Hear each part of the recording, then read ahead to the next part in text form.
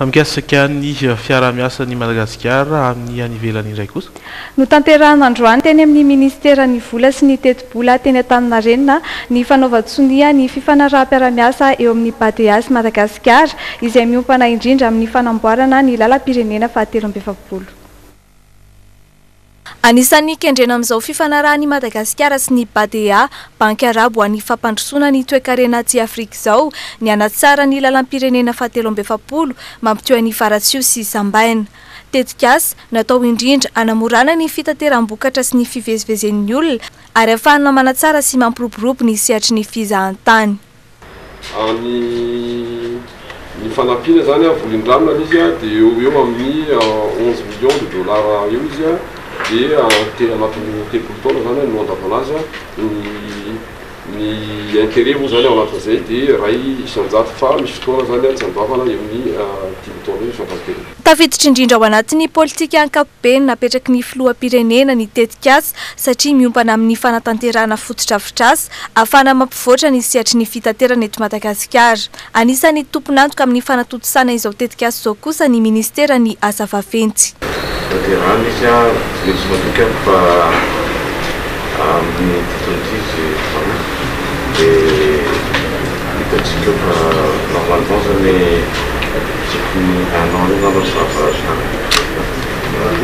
Mariana fa nisy teknisiana avy amin'ny BADEA tonga teto amintsika ny volana marsa lasa teo, niaran-dinika tamin'ny teknisiana teto amintsika ary nandroso soso-kevitra momba ny fanatsarana ny fomba amatsiana ny fototra-afotrasa eto an-toerana ao anatin'ny 3 taona ho avy. Avantsika hatreo ny mikasika an'iny iresaka indray sy mikasika ny fampianarana isika. Mangataka amin'ny ministry ny fanabeazam-pirenena ny amin'ny tsy tokony andoavan'ny iray aman-dren'ny mpianatra vola intsony ny société civile en action ka manome 720 ora ny ministra mba hamaly an'izay fangatan'izy ireo izay. Mba hahatonga ny zaza malagasy rehetra hiditra an-tsekoly, angatahany SCA Société Civile en Action amin'ny ministry ny fanabeazam-pirenena ny tsy andoavan'ny iray aman-dren'ny mpianatra vola intsony.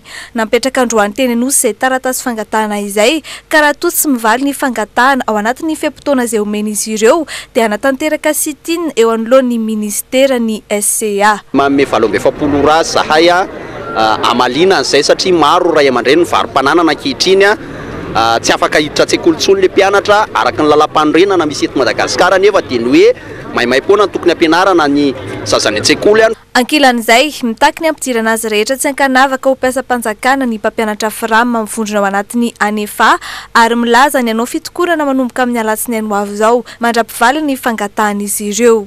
Maimai-poana zao hidirana amin'ny sekolim-panjakana hoay zareo mpampianatra firama zay tsy manana tsy andovan'ny ray aman-dren'ny mpianatra sanatry ny vava ve dia anao bénévole mandrakizay mandra-pa-recruter azy eo tsekelany koa fizarana amin'le resaka hoe 10 000 poste budgétaire io izahay mpampianatra firama dia betsaka any amin'ny 60 000 mahafeno an'le fepetra 10 000 ny raisiny izy ary ny voaray dia izy any tsy voaray. Raha ny zava-misy hatreto mbola mandoha vola ho an'ny mpampianatra firama ny iray aman-dren'ny mpianatra eny amin'ny sekoly ambaratonga fototra ho an'ny taom-pianarana 724 ny EPP sasany aza nampiakatra io vola aloha io satria tsy maintsy hampiditra mpampianatra vaovao anoloana ireo andeha hisotro ronono. Noho izany lasa 5,4 alina ariary ny vola aloha ny iray aman-dreny raha toa ka 7,2 alina ariary zany tamin'ny taondasa.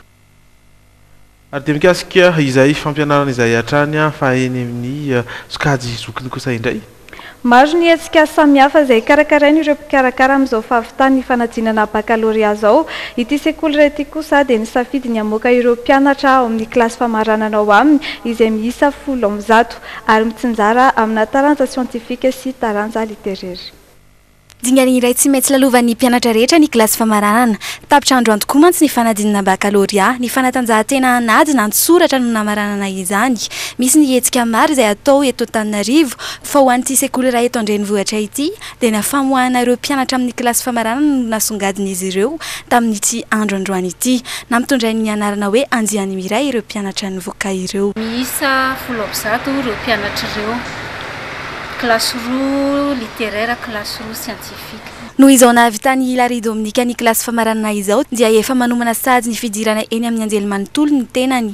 Izy tenany izay voasafidy ho sangany amin'ireo mpianatra izay nahavita ny klasy famaranana teto. Littéraire dia ny antony safidianako an'izay moa ny lanja ny fifaneraseraany eo amin'ny olona izay ny tena zava-dehibe dia antoko ny fampandrosoana koa izay sady mieritreritra anao commerce international koa ny arinany. Fanao isa-taona eto amin'ity sekoly ity ny famohanana mpianatra tahaka izao raha nambaran'ireny mpiay andiany miray. Niavaka ny fotoana satria dia natomboka tamin'ny fanompo-pivavahana izany ary niafara tamin'ny fiaraha-misakafo teo amin'ireo mpianatra, ny mpampianatra ary ireo ray aman-dreny. Mikasika ny tontolon'ny fizahantany indray. Mpanaramaso ny fizahantany miisa 7 no niofana nandritra ny 5 andro mahakasika indrindra ny asa fanaramaso ny fizahantany. Mivoatra manaraka ny toetrandro ny fomba fandikan'ireo mpandraharaha sasany ny lalàna amin'izao fotoana ka mila avaozina ny fahaiza-manao n'ireo mpanaramaso ny fizahantany ireo. Tsy maintsy ampiarina ny lalàna ahafahana manatsara sy mamerina ny asa ny fizahantany eto Madagasikara indray. Io no fanazavany ministera ny fizahantany. Isan'ny sehatra mitondra faisana nandritra ny krizy politika tamin'ny tetezamity iny ny sehatra ny fizahantany. Nanampitrotraka ny zavamisy ny tsy fanarahan-dalàna ataon'ireo mpandraharaha. Raha tiana nefa ny ampivoatra sy anarina ary ampiroborobo ny sehatra ny fizahantany dia ampiarina aritsaka sy andava ny lalàna raha mifanazavany ny sekretera jeneraly ny ministera ny fizahantany androany. Ilaina noho izany ny fanaraha-maso avy amin'ireo mpanaraha-maso ny ministera ary indrindra ny fanomezana sazy enjana ireo mpandika lalàna. Asa sarotra nefa ny famerenana indray ireo mpandraharaha zatra mpandika lalàna anara-dalàna. Nisy amin'ny opérateur zany tena hoe mafilou azo tenena hoe ohatrany hoe misy hoe efa iverenanao intelo izy hoe tsy manara-dalàna ianao dia tsy manaiky foana izy amin'le hoe efa tenenina izy hoe ty zao tsy mety dia mbola miverina ianao amin'ny contrôle manaraka mbola iny ihany ny zavatra hitanao tamin'iny ihany eo dia eo koa ny resaka aty amin'ny taratasy ny assurance dia nefa zareo zany sarotra be mamerina an'le ohatra mieno an'le conseil mba homena anazy. Mivoatra nefa ny tontolon'ny fizahantany ka mivoatra tahaka izany ny fomba fandikan-dalàna eo amin'ny sehatra ny fizahantany raha ny fanazavan'ny ministera ka na dia efa voafeny ny mpanaramaso ny fizahantany aza ny asany dia misy lesoka tokony harenina foana. Antony nanomezana fampiofanana ireo mpanaramaso ny fizahantany nandritra ny 5 andro. Ambin'ny 20 eo nisan'izy ireo vaky voalohany dia nandray fiofanana teto amin'ny NTH. Nandritra an'izay 5 andro izay nagnatsaragna ny fahaiza-manao satria efa contrôleur ihany izy ireo tao amin'ny ministera fa fanatsarana ny fahaiza-manao sy ny traikefa efa nananana. Mahirana zato ireo mpanaramaso ny fizahantany amin'izao fotoana izao. Tanjona ny ampiarana ny mangarahara sy ny ady amin'ny kolikoly raha mifanazavany ny sekretera jeneraly ministera ny fizahantany manomboka izao.